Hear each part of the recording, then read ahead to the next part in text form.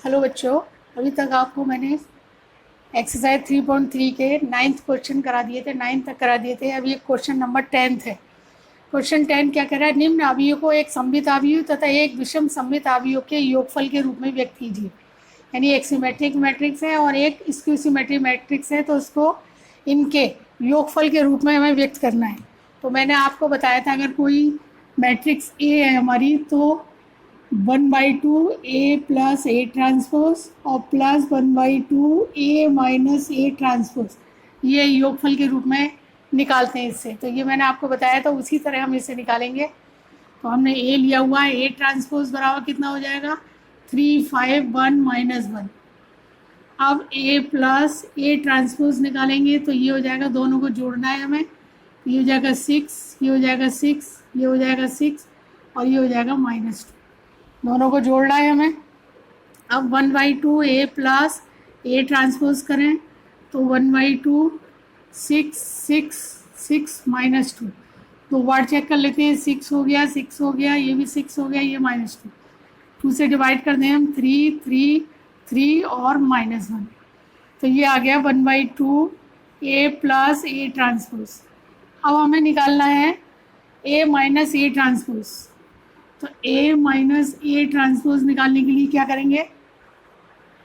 इसमें से इसको घटाएंगे। तो 3 - 3 0 हो गया, 5 में से बन गया 4 हो गया, 1 में से -5 गया तो -4 हो गया, -1 + 1 0 हो गया।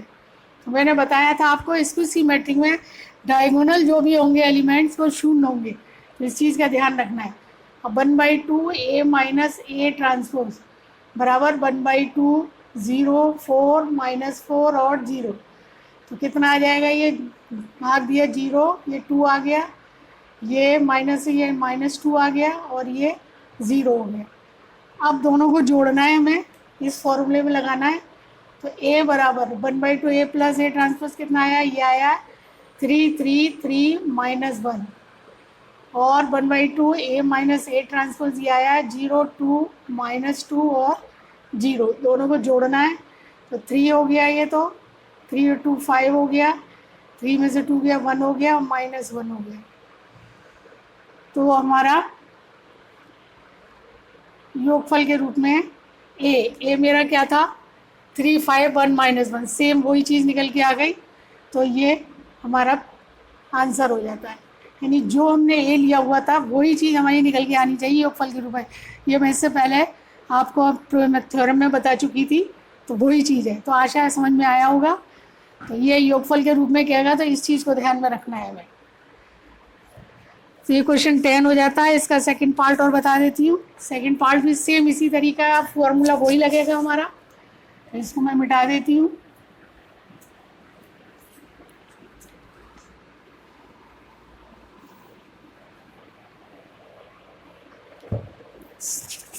इस क्वेश्चन में 4 पार्ट हैं, तो 2 मैं करा देती हूँ, 2 आप निकालेंगे।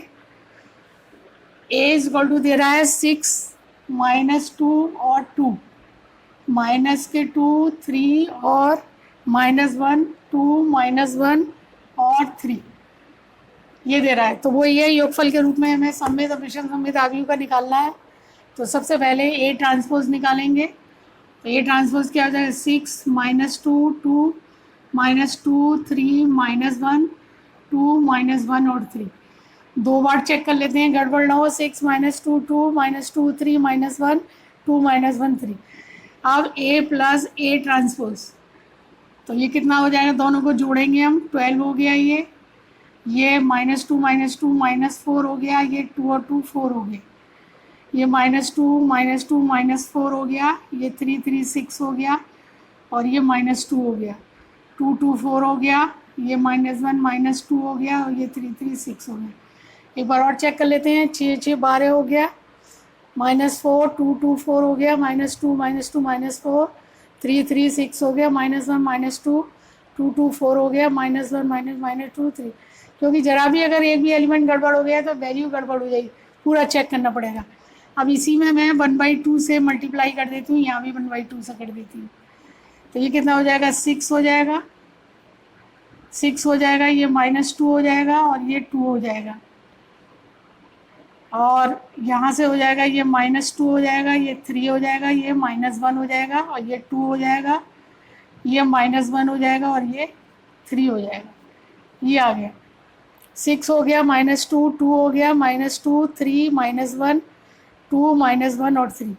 ये आ गया 1/2 A प्लस A ट्रांसपोज। अब हमें निकालना है A माइनस A ट्रांसपोज, तो इसमें से इसको घटाना है, तो ये तो 0 हो गया, -2 + 2 ये भी 0 हो गया, 2 - 2 ये भी 0 हो गया, -2 और ये +2 हो गया, ये भी 0 हो गया, 3 - 3 ये भी 0 हो गया, -1 + 1 ये भी 0 हो गया, 2 - 2 ये 0 हो गया, -1 + 1 ये भी 0 हो गया, 3 - 3 ये भी 0 हो गया। अब इसी में 1/2 से मल्टीप्लाई कर देती हूँ मैं, तो 1/2 ये बराबर हो जाएगा 0। तो अब मुझे इसी फॉर्मूले में लगाना है, A बराबर A प्लस ट्रांसपोज, ये आया 6 - 2 2 -2 3 -1 2 -1 और 3 और प्लस ये मेरा 0 आया है, तो ये बराबर सेम यही आएगा। तो देखो यही आ रहा है 6 - 2 2 -2 3 -1 2 -1 3, तो ये बराबर हो जाएगा 6 - 2 2 -2 3 -1 2 -1 और 3। आंसर यही आंसर है। तो बच्चों आया होगा समझ में, 2 पार्ट इसके हैं, इसको आपको खुद निकालने हैं। 4 पार्ट दिए हुए हैं क्वेश्चन 10 में, ये आपको खुद निकालने हैं। अब क्वेश्चन 11 और 12 इनके सही उत्तर छाटने हमें। ए तथा बी समान कोटि के सममित अवयव हैं, यानी कोटि समान है दोनों की, तो ए बी माइनस बी ए एक विषम सममित अवयव है, क्या है? तो समान कोटि के अवयव ए बी। तो ये वाला क्वेश्चन आप बता लीजिए पहले, इसके बाद 11 क्वेश्चन कराती हूँ।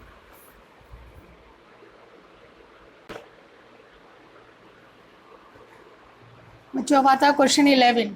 क्वेश्चन 11 हमसे कह रहा है यदि ए और बी समान कोटि के अवयव हैं, तो कह रहा है ए बी माइनस बी ए एक विषम सममित अवयव होगा, सममित अवयव होगा, शून्य अवयव होगा या तत्समक अवयव होगा। तो वो कह रहा है ए और बी समान कोटि के अवयव हैं। तो समान कोटि के अवयव हैं मतलब हम जानते हैं कि अगर सिमेट्रिक होगा तो ए ट्रांसपोज बराबर ए होगा और बी ट्रांसपोज बराबर बी होगा। अब हमें दे रहा है ए बी माइनस बी ए, अगर मैं इसकी ट्रांसपोज करूं तो क्या आ जाएगा, ए बी का ट्रांसपोज माइनस बी ए का ट्रांसपोज। ए बी ट्रांसपोज को मैं बी ए ट्रांसपोज भी लिख सकती हूँ और माइनस इसको ए बी ट्रांसपोज भी लिख सकती हूँ। अब इसको मैं लिख सकती हूँ B transpose A transpose minus A transpose B transpose. B transpose को मैंने क्या माना है, बी के, और ए ट्रांसपोज को मैंने क्या माना है, ए के माना है, माइनस ए ट्रांसपोज ए के है और बी ट्रांसपोज बी के है, तो B A minus A B. तो ये बराबर किसको हो जाएगा, अगर माइनस को बाहर ले लूँ मैं तो A B minus B A. तो ये एक ए बी माइनस बी ए कैसा होगा, विषम सममित अवयव होगा, माइनस आया है निकल के, तो ए सही है। तो बच्चों इस तरह निकालना है आपको, ए ट्रांसपोज बराबर ए के होता है, बी ट्रांसपोज बराबर बी के होता है, ए बी बाई क्योंकि हमने बताया था इससे पहले प्रॉपर्टी में ए प्लस बी का ट्रांसपोज बराबर होता है A transpose plus B transpose, ये बताया था, तो इसलिए इनको अलग अलग कर लिया है। अब ए बी ट्रांसपोज को मैं बी ए ट्रांसपोज भी कर सकती हूँ, क्योंकि मैंने ये भी बताया था ए बी ट्रांसपोज बराबर होता है बी ट्रांसपोज ए ट्रांसपोज। तो मैंने ए बी ट्रांसपोज को मैंने इस तरह लिख दिया है बी ए ट्रांसपोज माइनस इसको भी ए बी ट्रांसपोज, अलग अलग किया तो ये आ गया हमारा। अब B A minus B transpose को मैंने बी माना, ए ट्रांसपोज ए माना है, तो B A minus A B हो जाएगा। अगर माइनस बाहर ले लूँ तो A B minus B A, तो ये कैसा है हमारा, विषम सममित, माइनस आ रहा है, ए बी माइनस बी ए विषम सममित है, तो ए सही है हमारा। अगला क्वेश्चन है इसका,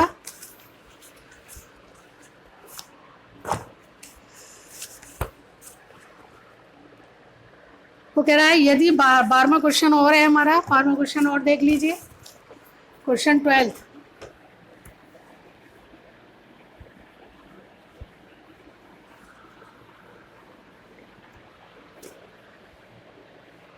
क्वेश्चन 12 में कह रहा है भैया यदि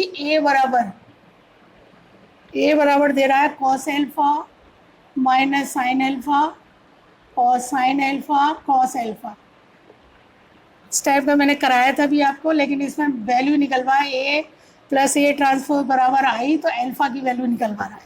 ये निकलवा रहा है वो। तो पहले हम ए ट्रांसपोज निकाल लें, तो ये हो जाएगा cos alpha minus sine alpha cos alpha, दोनों को जोड़ दें, ए प्लस ए ट्रांसपोज बराबर हो जाएगा, दोनों को जोड़ो तो ये हो जाएगा कॉस स्क्वायर एल्फा, ये minus sine square alpha, sorry जोड़ना है, मल्टीप्लाई नहीं है, जोड़ना है, तो ये हो जाएगा 2 कॉस एल्फा, ये हो जाएगा कट जाएगा ये minus sine alpha plus sine alpha, और इसमें हो जाएगा ये minus sine alpha plus sine alpha, ये भी यही हो जाएगा, और ये हो जाएगा cos alpha plus cos alpha. जोड़ना है ना हमें ट्रांसपोज करके, तो cos alpha plus cos alpha 2 cos alpha हो गया, minus sine alpha plus sine alpha हो गया, sine alpha minus sine alpha ये आ गया, और cos alpha plus cos alpha, तो ये बराबर हो जाएगा 2 कॉस एल्फा, इससे ये कैंसिल हो गया, इससे ये कैंसिल हो गया, तो ये 0 हो गया, ये 0 हो गया, और ये आ गया 2 कॉस एल्फा। अब वो ये कह रहा है ये बराबर आई के है, तो हम इसको बराबर आई के पुट कर लेते हैं, 2 कॉस एल्फा 0 और 0 2 कॉस एल्फा, यहाँ भी कॉस एल्फा है 2 कॉस एल्फा, ये बराबर आई के, तो आई का मतलब क्या होता है 1 0 0 1, ये बराबर आई के है, तो 2 cos alpha is equal to क्या हो जाएगा, कॉरस्पॉन्डिंग एलिमेंट्स को बराबर करना है, 2 cos alpha is equal to 1, cos alpha is equal to कितना हो जाएगा 1/2। अब 1/2 वैल्यू किस पे होती है, कॉस की 1/2 वैल्यू किस पे होती है 60 पर होती है, तो ये बराबर हो जाएगा कॉस π/3, तो ये कॉस से कॉस कट गया है, तो एल्फा इज इक्वल टू आ गया π/3, तो एल्फा की वैल्यू निकलवा रहा है, एल्फा इज इक्वल टू π/3। तो इसमें सेकंड वाला बी सही है, बी सही है। तो बच्चों ये एक्सरसाइज ख़त्म हो जाती है, इसके बाद एलिमेंट्री ऑपरेशन या एलिमेंट्री ट्रांसफॉर्मेशन वाली एक्सरसाइज चलेगी। तो थैंक यू बच्चों।